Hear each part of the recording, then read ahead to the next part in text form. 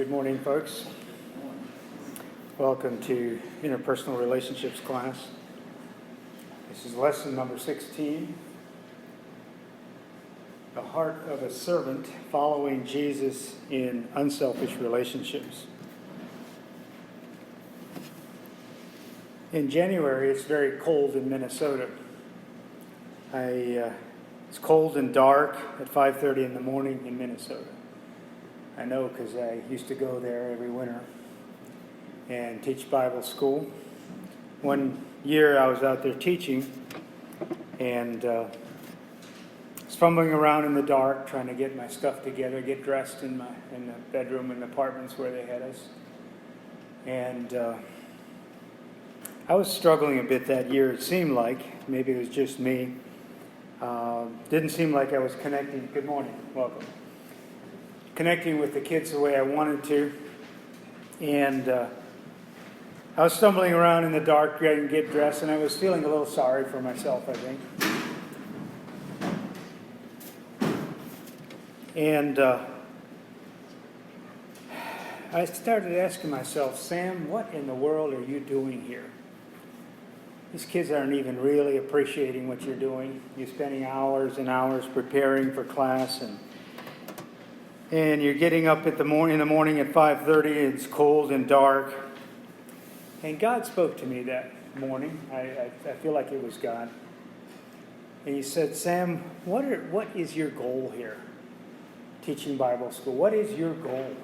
Is it to get appreciation from the students or from other people for teaching this class, or is it to serve me? And all of a sudden the light came on in my head, and it said, Sam, you're here to serve.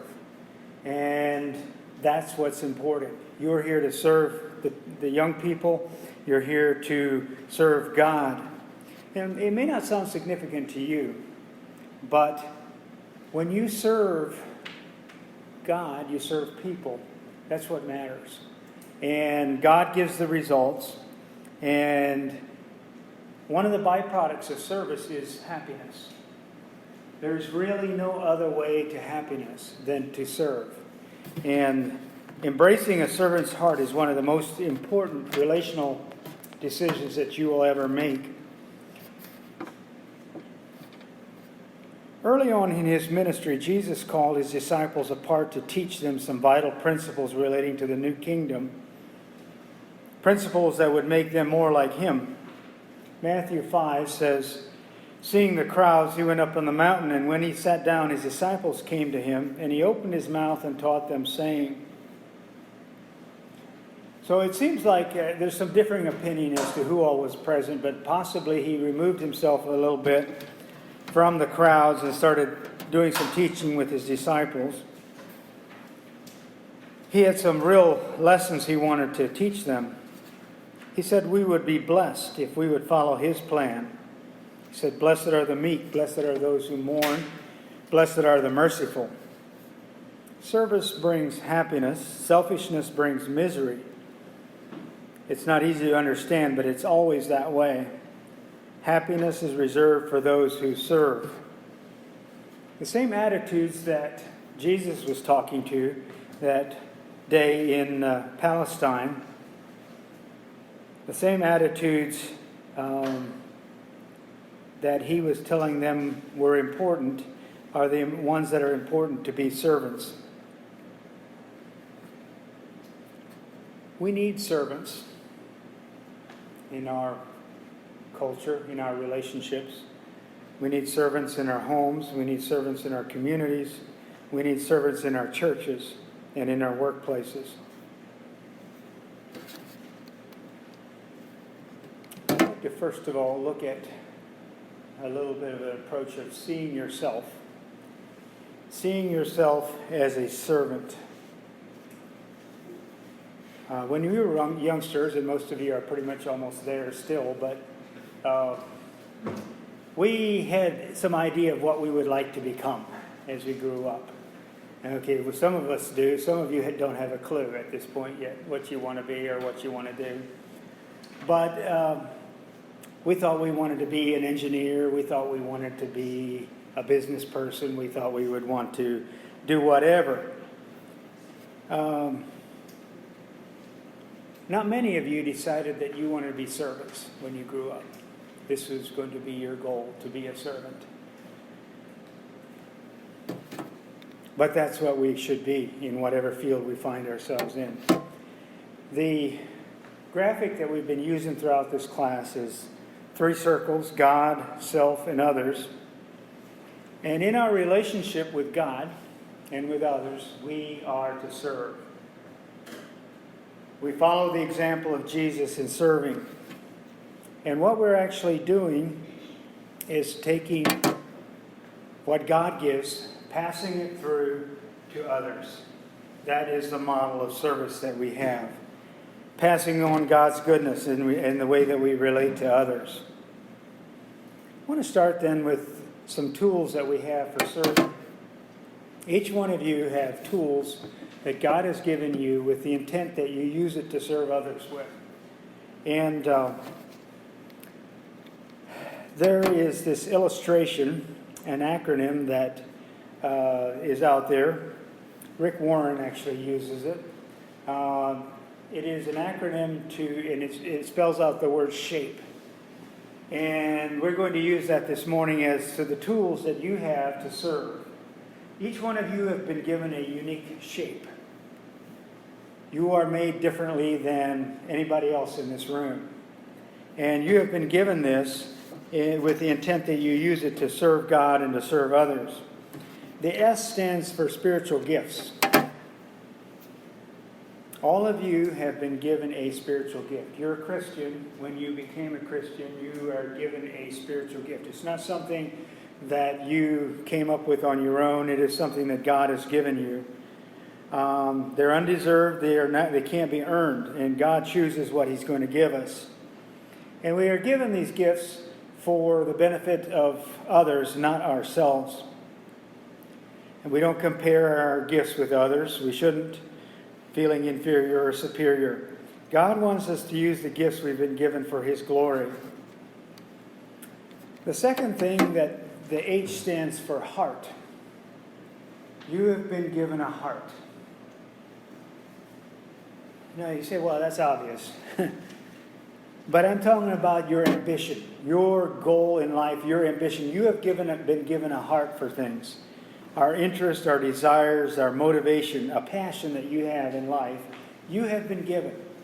And that is part of your tool for serving. You've been given abilities. All of you have unique abilities. That's obvious. You've been given a personality. Welcome. You've been given a personality that's unique. Every one of you have different personalities. Some of you are introverts, some of you are extroverts. Some of you are a thinker more or a feeler, and some of you are more of a doer. But God has given you this personality, and you use that in ways that you serve. Finally, you've been given experiences. Every one of you have had unique experiences in life up to this point, and will have beyond here. And these are unique in that they help you to serve other people. The experiences that you have had prepare you to serve other people. And I couldn't help but apply that to myself as I was studying for this class.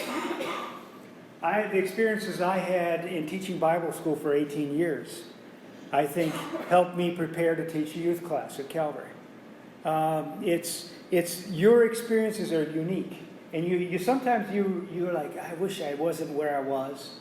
I wish I didn't grow up in the family that I am part of. But God is preparing you by the experiences that you're going through right now for service. I want to look this morning's class at your heart. What it is that your heart looks like in serving. What type of heart do you have? We need to develop the heart of a servant. The heart of a servant has many unique capabilities, and I am loaded for bear this morning, so I'm going to be moving quickly through this. Maybe there will be some time for discussion at the end, and possibly we can throw in some as we go along. But I want to look at your heart. What kind of heart do you have that prepares you to serve? The first one is a humble heart. You need to have a humble heart. And this is all taken from the Beatitudes. Jesus said, "Blessed are the poor in spirit, for theirs is the kingdom of heaven." Eugene Peterson says, "You're blessed when you're at the end of your rope. With less of you, there is more of God and His rule." Humility is a freedom from arrogance that grows out of the recognition that all we have and are comes from God. One of the unique characteristics of a heart of service is a humble heart, a heart that recognizes that God is everything to us. When we understand our destitute situation, when we understand the situation that we had, without God we are destitute. To be like Christ. A humble spirit is when we are like Christ. Christ humbled himself to serve us, and we are to be like that. Isaiah 42 says, "Behold my servant whom I uphold," he's speaking of Jesus, "my chosen in whom my soul delights. I have put my spirit upon him. He will bring forth justice to the nations. He will not cry aloud or lift up his voice or make it heard in the streets." We are to be like Christ in humility, to direct all the attention to Christ. As a servant, we direct the attention to Christ. I don't know how many of you have eaten out at a very expensive restaurant. They lower the lights in there, the atmosphere is just really nice, and all of a sudden, right at your elbow, there's a servant that just pops up. Okay? He says, "I'm here to serve you tonight. My name is so-and-so, and I'm here to serve you." And I keep wanting to say, I'm Sam, and I'm being your customer tonight. But I don't say that. Anyway, they're there to serve. And what is it? Their goal is to remain in the background. A good servant will remain in the background. Welcome. Help yourself to a handout there. There's 2 pages this morning. So to direct all the attention on Christ. When we serve Christ, we direct the attention toward Him, not toward ourselves as servants. As servants, we move in and out almost without being noticed. To be able to do the stooping required. As a servant, we need to stoop to serve. And as Jesus washed the feet of His disciples, and we do this a couple times a year in the church, is to symbolize our being willing to do those low tasks, those tasks that are not really prestigious, those tasks that require stooping, that require getting dirty perhaps.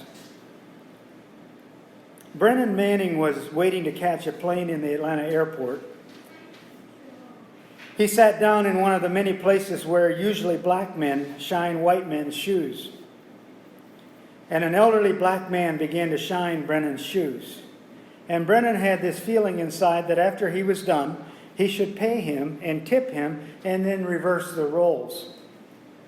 And when he was finished, he stood up and looked at the black man and said, "Now, sir, I would like to shine your shoes." The black man recoiled and stepped back and said, "You're going to do what?" He said, "I'd like to shine your shoes. Come on, you sit down here. How would you like them done?" And the black man began to cry.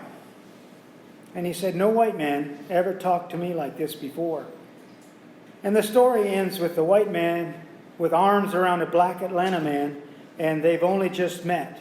Tears flowing, reconciliation taking place. A servant, to be like Christ, involves stooping.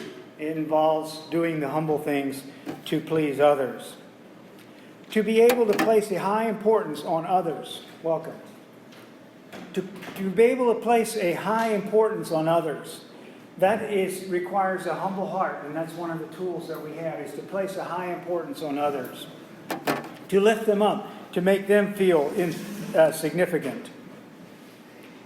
And finally, to remove the insulation that pride puts around us. I would say probably most of us struggle just a little bit with pride. You wouldn't admit it a lot of times, but you do. What does pride do in our relationships? It insulates us from other people. It keeps them at a distance from us when we're proud. Being humble, having a humble heart, allows us to remove that insulation that is around us and lets us connect with people. So that's the first thing that Jesus said in being able to have a servant's heart is to have a humble heart. Any comments that you would have about humility and service? Anything that you've noticed that allows you to serve other people? And the fact that humility allows us to serve. How many of you would think of someone in our setting like this? Yeah. You think of somebody. Somebody just pops right up in your mind and you say, wait a minute, that's him. That's her. This is a servant. He has a servant's heart. And he's moving around behind the scenes. He's doing things for people. And you know what? I'm going to say this again and again. That person is a happy person. There is no shortcut to happiness. Selfishness brings misery. Service brings happiness. You want to be a happy person. You don't do it for this reason, but you be a servant in your home, in your church, in your youth group, whatever. Put on this humility, and you are going to be a happy person. Okay, so that's the first one. The second one is a sympathetic heart. In order for us to have the heart of a servant, we need to have a sympathetic heart. And that's taken from Matthew 5, verse 4. Blessed are those who mourn, for they shall be comforted. Blessed are those who relate to other people in sympathizing with them, because they themselves will be comforted.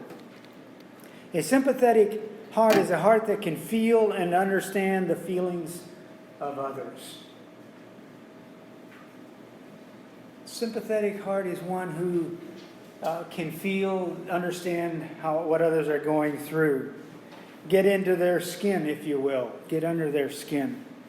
Dr. Albert Schweitzer was 85 years old when I visited his jungle hospital in La Barine on the banks of the Ogawi River. This is Andrew Davison.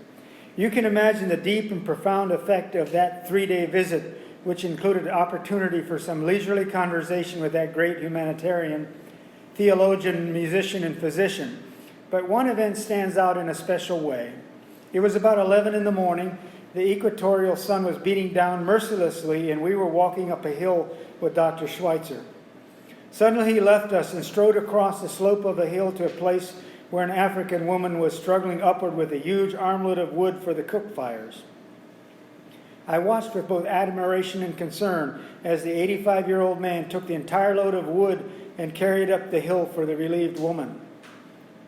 When we reached the top of the hill, one of the members of the group asked Dr. Schweitzer why he did things like that, implying that in that heat and at his age he should not.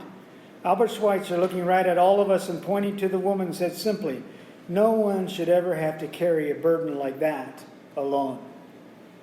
That's a sympathetic heart. A servant is able to sympathize because of the sympathy he has experienced. So a servant's heart is a sympathetic heart, one that can get under the skin of other people and commiserate with them. Number 3, a servant's heart is a gentle heart. A servant's heart is a gentle heart. And that's taken from verse 5 of the Sermon on the Mount, or on the Beatitudes. Blessed are the meek, for they shall inherit the earth.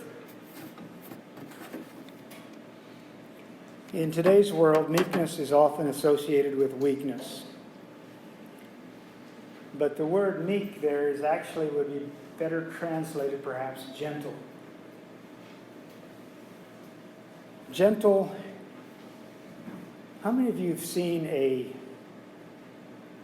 horse that has a tremendous spirit but has been gentled, if you will? You've seen that? Someone gets on the back of a horse that horse, you can see he's just quivering, okay? He's just got all kinds of power. He's got all kinds of energy. He's just ready to take off on out of there. But at the touch of the reins, he is just standing there, just ready. That is the best word picture of someone who is gentle. You have all the power. You have all the charisma. You have all the know-how how to take care of situations. But you've chosen to put it all under control, under God's control. And you are gentle. You are gentle. And that is a servant's heart. Some of you are A-types here in this room. You're A-types. I know you are. And you could do great things. You could throw your weight around. But you've chosen not to because you are a servant. You've chosen to be gentle. The servant of God has all of His power behind him. God's power is in your life. But you've chosen to be gentle about it, to take it very kindly. You know people like this. A person who is brilliant, even in this church, someone who could do great things, but has chosen to serve in very low positions. Number 4, the servant's heart is a passionate heart. A passionate heart. The servant's heart is a passionate heart. Verse 6 of the Beatitudes says, "Blessed are those who hunger and thirst for righteousness, for they shall be satisfied." Blessed are those who hunger and thirst for righteousness, for they shall be satisfied. A person who hungers and thirsts, he's passionate. There are 2 kinds of passion expressed here. Number 1, there is a deep and ongoing hunger for God's righteousness in our lives. We're hungering and thirsting for righteousness in our lives. And secondly, the passion is in a servant's hearts for justice and right in the world. Someone who is passionate about things has a servant's heart. We need young men and women with passion. Out of this group, there are some of you who need to step up. You need to let your passion needs to control you more. It's so easy to kind of get skeptical. And I think I can sense that even the short time that I've been at Calvary here, the last year and whatever. It's so easy to step back and go onto the sidelines. Isn't it? Don't get so terribly involved, okay? Just kind of step back. Get out of the limelight. You know, in a game, those people on the sidelines are not the people that you want to be. You're out there on the football field and you want to be out there. You want to be tackling. You want to be throwing the ball. You want to be catching the ball. You don't want to be on the sidelines, because on the sidelines you're in a very dangerous position and you're not terribly helpful. Passionate heart. Passion for things. Being concerned about what's going on.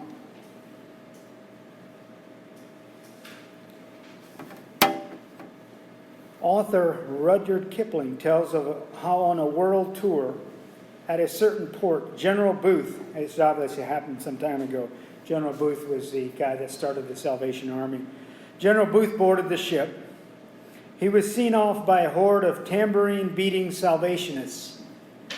The whole thing revolted Kipling's fastidious soul. Later he got to know the general and told him how he disapproved of this kind of thing. "Young man," said Booth, "if I thought that I could win one more soul for Christ by standing on my hands and beating a tambourine with my feet, I would learn to do it." That's passion. That's passion. A servant's heart is a passionate heart. Number 5 is a merciful heart. Servant's heart needs to be a heart of mercy. This is a prime requisite for the servant of God. John 3:17 says, "If anyone has the world's goods and sees his brother in need, yet closes his heart against him, how does God's love abide in him? Little children, let us not love in word or talk, but in deed and in truth. Isaiah 58, is not this the fast that I choose? To loose the bonds of wickedness, to undo the straps of the yoke, to let the oppressed go free, and to break every yoke. Is it not to share your bread with the hungry, and to bring the homeless poor into your house? When you see the naked, to cover him, not to hide yourself from your own flesh. Then shall your light break forth like the dawn, and your healing shall spring up speedily. Your righteousness shall go before you. The glory of the Lord shall be your rear guard. The gift of mercy is so vital in the body of Christ. Jesus demonstrated the heart of a servant by washing his disciples' feet.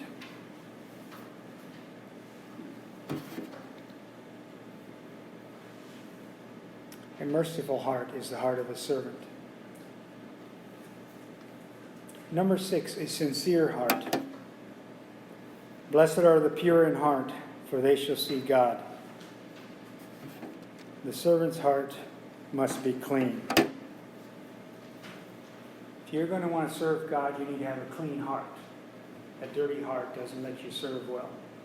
If you've got stuff in your life, young person, that you need to get out of there, there's dirt in there, and you want to be a servant of God, you've got to get in there and let God clean you up. Because you need to be a good servant, you need to be clean. You need to be clean inside. That allows you to serve with integrity. Sin will destroy anyone's ministry. Number 2, the servant's heart must be without pretense. The Pharisees, I think, were a big concern of Jesus because of their pretense. They continually were pretending. And as such, they were ineffective in their service at all. Question we have, do we have ulterior motives for our acts of service? Okay, we've looked at a humble heart, a sympathetic heart, a gentle heart, a passionate heart, a merciful heart, a sincere heart. Number 7 is a conciliatory heart. We talked about that in forgiveness in this class. Blessed are the peacemakers, Jesus says, for they shall be called sons of God, making peace in the world. Number 1, at peace with God. Number 2, at peace with ourselves. Our conscience is clear before God. This is what we talked about, peace in our relationships with others. Facilitating peace in others.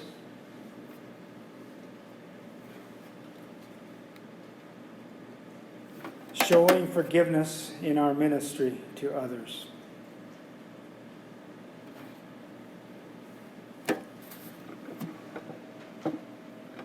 A peacemaker is a servant's heart. Charles Swindoll tells the story of a young man, who he had contact with. The young seminary student, who he called Aaron, was looking and praying for a ministry project for the upcoming summer. Nothing showed up. Finally, he got desperate because he needed money to make ends meet. The only thing that showed up was a bus driving job in Southside Chicago. And I don't know how many of you have been in Southside Chicago, but you don't want to be a bus driver in Southside Chicago. It's a very, very rough community. After a brief training session to show him the routes, he was on his own. It didn't take long to realize what a dangerous job this was. A group of tough kids soon spotted the rookie driver and decided to take advantage of him. For a few mornings in a row, they got on the bus without paying and walked right past Aaron and got off when they pleased, all the time making smart remarks to him and others on the bus. Finally, Aaron had enough. Spotting a policeman on the next corner, he pulled over and reported the offense. The officer told them to pay up or get off. They paid up, but then the officer got off, and they stayed on. The gang assaulted the young man. When Aaron came to, blood was all over his shirt. 2 teeth were missing. Both eyes were swollen, his money was gone, and the bus was empty. He returned to the terminal and spent the weekend in his apartment wondering where his ministry was going. He was disillusioned, angry, and confused. On Monday, he decided to press charges. With the help of the policemen and some other witnesses, most of the gang was rounded up and put in the county jail. The hearing was held in a few days. When Aaron looked across the courtroom at the angry gang members, all of a sudden the Lord changed his heart. He was filled with compassion for these young people. They needed help. After a plea of guilty was entered for the gang members, Aaron all of a sudden stood up and requested to speak. Your Honor, I would like to total up all the days of punishment against these men, all the time sentenced against them, and I request that you allow me to go to jail in their place. The judge and the attorneys were stunned by the request. He said the gang members' eyes were like saucers. Aaron smiled and said quietly, it's because I forgive you. The judge said rather firmly, young men, you're out of order. This sort of thing has never been done before. To which the young man replied, oh yes, it has, Your Honor. It happened over 19 centuries ago. For the next few minutes, without interruption, Aaron shared his faith with those in the courtroom. Aaron's request was not granted, but he was able to visit the gang members in jail and led most of them to the Lord. He was able to start a significant ministry in Southside Chicago as a result. A conciliatory heart. Number 8, and finally, a resilient heart. Servant's heart has to be tough. I went around looking for a picture of toughness, and I found a soccer ball. You got to be tough. You got to be tough. If you're going to be an effective servant, you've got to be tough. Are people going to appreciate what you're doing? Always? No. Now you're going to say thank you a lot of times. So you've got to be tough. They're not even going to notice when you do those things that you should be doing. Some of them aren't going to notice. Some very much will. But you got to be tough. In order to be a good servant, to have a servant's heart, you got to be tough. Blessed are those who are persecuted for righteousness' sake, Jesus said, for theirs is the kingdom of heaven. Blessed are you when others revile you and persecute you and utter all kinds of evil against you falsely on my account. Rejoice and be glad, for your reward is great in heaven, for so they persecuted the prophets who were before you. So number 1, a servant of God will suffer hardship. It's a given. You are going to suffer hardship. It's not going to be easy. You'll be misunderstood. You'll be rejected. We will be rewarded if we persevere. Number 2, what if I feel I'm not much good at this servant thing? Okay? How many of you would identify with me in saying that I'm not that good at this kind of thing?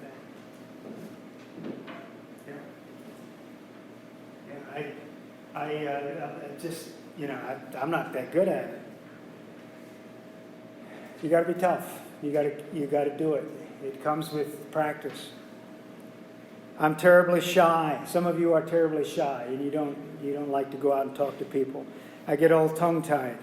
I botch up everything I try. I have nothing to offer. I'm just not much good at anything. Some of you feel that way.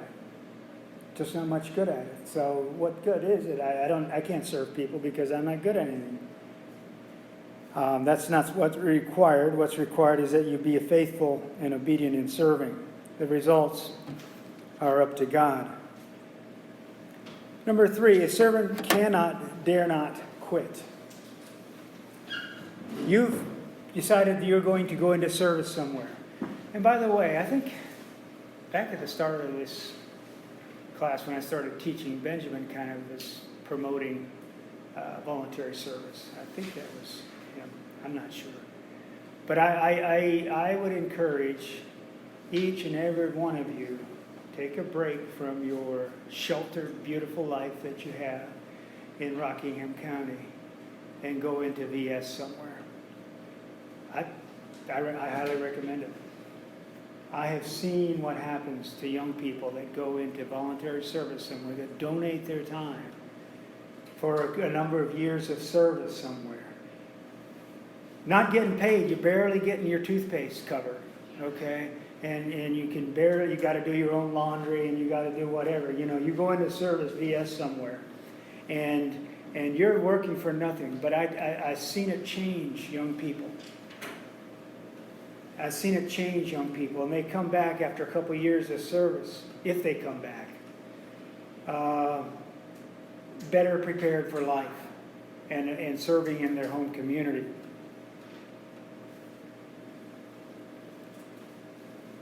There are rewards for the faithful servant. And I don't know what your impression is when you get to meet God. How many of you have ever thought about that? What you're going to, when you get to meet God?